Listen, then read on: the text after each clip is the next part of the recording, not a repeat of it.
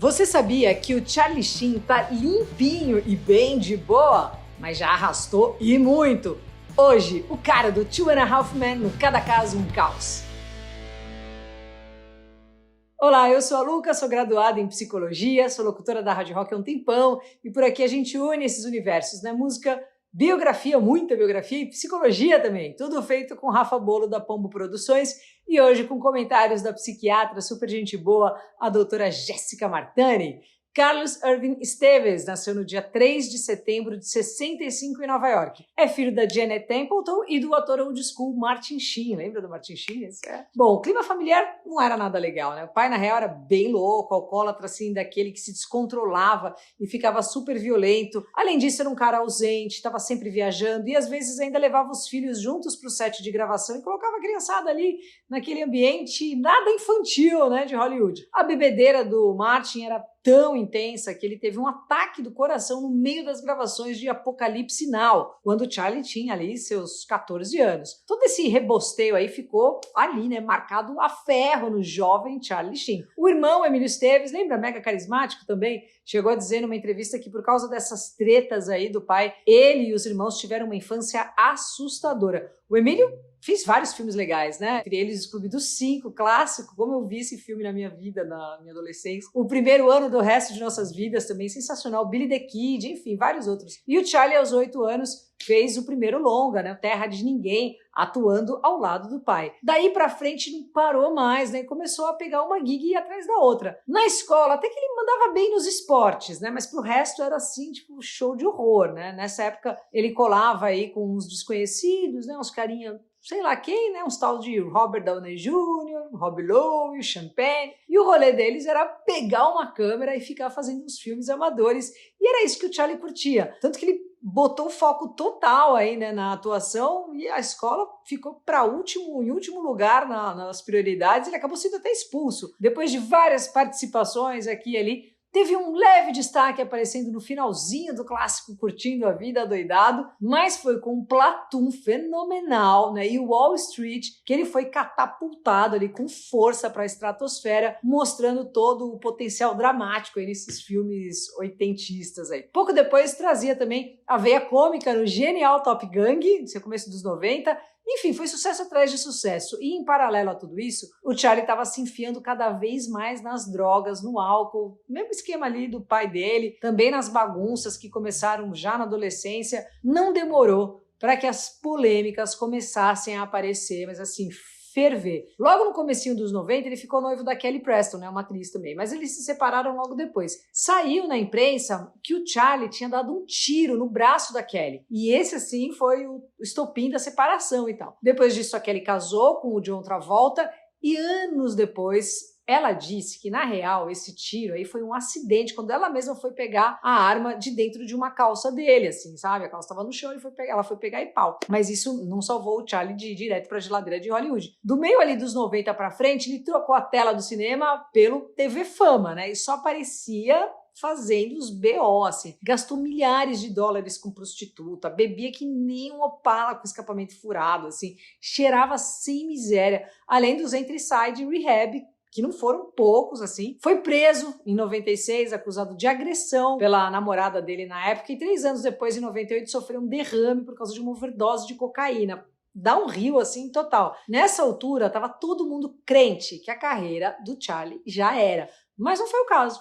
Em 2003, ele renasceu ali das cinzas no papel de Charlie Harper, né? Ele fazendo o papel dele mesmo, praticamente, em Two and a Half Men. A série foi um sucesso inacreditável. O Charlie saiu do fundo do poço direto para o pódio. Ao longo ali das temporadas foi indicado para vários prêmios, ganhou alguns, entrou para o Guinness como o ator mais bem pago da televisão na época. O cara ganhava tipo mais de $1 milhão, assim, por episódio. Tava voando. Mas as bagunças não paravam jamais. Tava ficando tudo pior e mais estranho. Imagina o cara nessa pegada e com muitos dinheiros. Pouco antes, ele tinha se casado com a Denise Richards, né? Essa modelo maravilhosa e tal. E aí teve 2 filhos, ela também era mega ultra carismática. E durante a gravidez do segundo, a Denise entrou com um pedido de divórcio e os motivos eram os mais diversos, tensos possíveis. Então ela conta que as tretas começaram desde a lua de mel e foi só piorando. Ele começou, né? Ela fala que ele começou a tomar remédio controlado igual tic-tac, assim,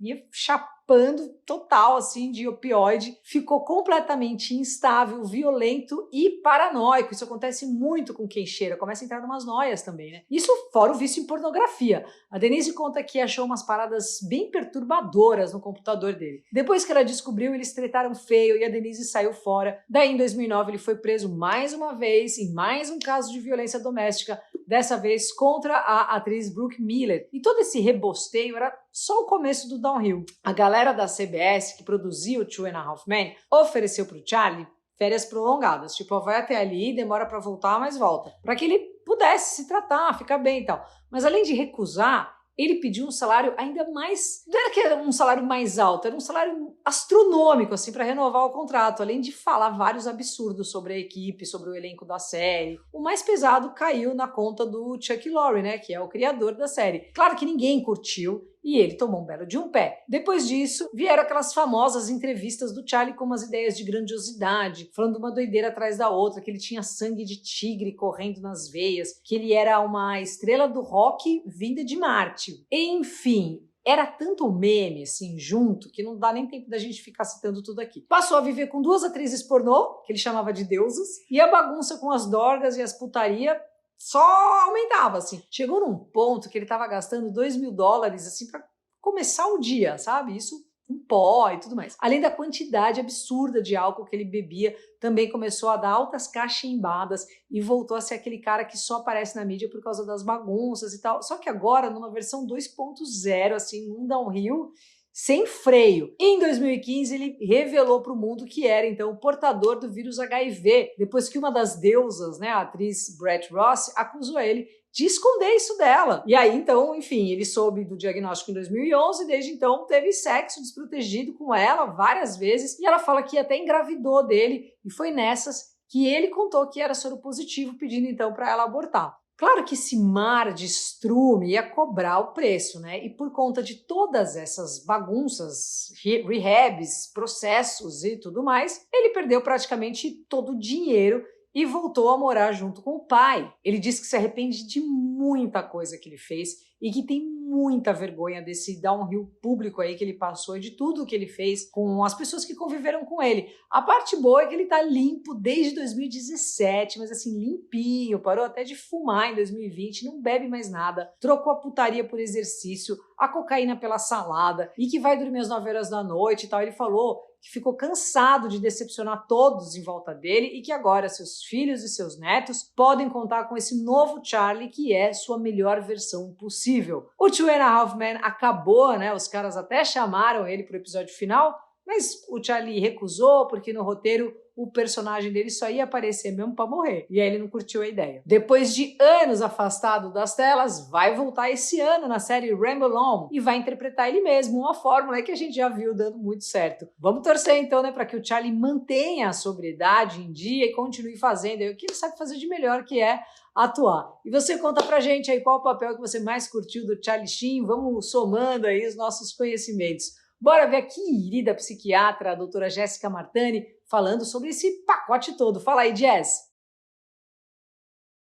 Oi, Luca! Oi, pessoal do Cada Caso! Nossa, gente, quanta coisa numa história só, não é? E o que eu mais achei interessante foi a semelhança do Charlie com o pai. Mesma profissão e, infelizmente, os mesmos comportamentos. Alcoolismo, agressividade. Aí fica a dúvida. Será que os nossos pais, eles influenciam tanto assim a nossa vida? O que é genético e o que é do meio ambiente? Esse debate já foi tema para muitos estudiosos, Skinner, John Locke e por aí vai. E hoje na ciência a gente sabe que isso não é tanto um debate. Hoje a gente sabe que o nosso comportamento ele é moldado tanto pela nossa criação, pela nossa genética e também pelo nosso meio ambiente. Falando sobre agressividade, alcoolismo, uma série de estudos, até com gêmeos foram feitos para ver se tem algum tipo de herança genética. E sim, todos nós, a gente tem aí em média 35 mil genes de composição. E pode ser sim que alguns tipos de composição façam com que a gente acabe aí tendo maior propensão a ter algumas patologias, a ter até mesmo o alcoolismo. Tem alguns genes que fazem com que a gente tenha maior formação de alguns neurotransmissores cerebrais. Então pode ser que a gente seja geneticamente um pouco mais ansioso do que outras pessoas. E sobre alcoolismo e genética, a gente sabe que há uma possibilidade de até 50% a mais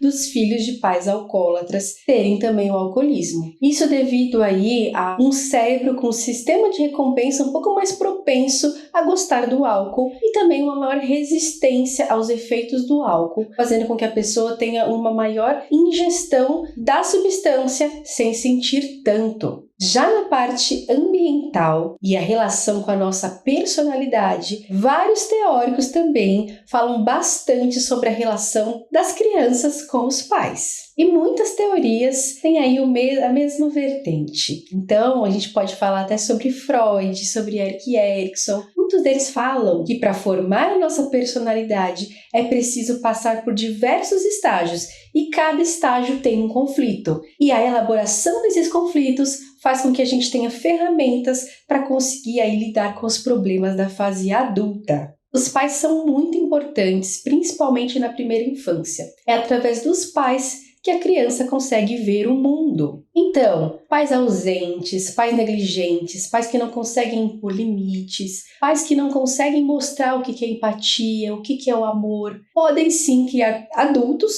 com personalidade, com dificuldade na questão da autoestima, com dificuldade na questão da empatia em relação ao outro. Quando a criança não associa essa proteção, esse apoio afetivo, quando ela não associa isso aos pais, fica um buraco emocional, um vazio afetivo muito grande. E é muito comum que essa criança vire um adulto que fica buscando preencher esse vazio em outros relacionamentos, até mesmo podendo ir para relacionamentos tóxicos, e também preencher esse vazio com o uso de substâncias. E apesar de uma vida com traumas, uma vida difícil, é possível sim que a gente construa novos caminhos. E tá aí o exemplo do Charlie, que ele teve tudo isso e depois ele conseguiu aí reestruturar e escrever novos capítulos da vida dele. Muito obrigada, Jess, querida. Valeu, Aniel189, Andréa Fernandes, Costura da Déia. Tem muita coisa legal lá no Instagram dela. Fábio Rocha, Elaine Barbosa, Fabi Alencar, ATO.pediátrica, uma terapeuta ocupacional querida. José Inácio Horta, a todos os seguidores, a todo mundo que curte, compartilha, comenta, que é isso aqui que faz a diferença nos nossos vídeos para ele ir voando por aí. E me segue no Insta, Luca89FM. Valeu!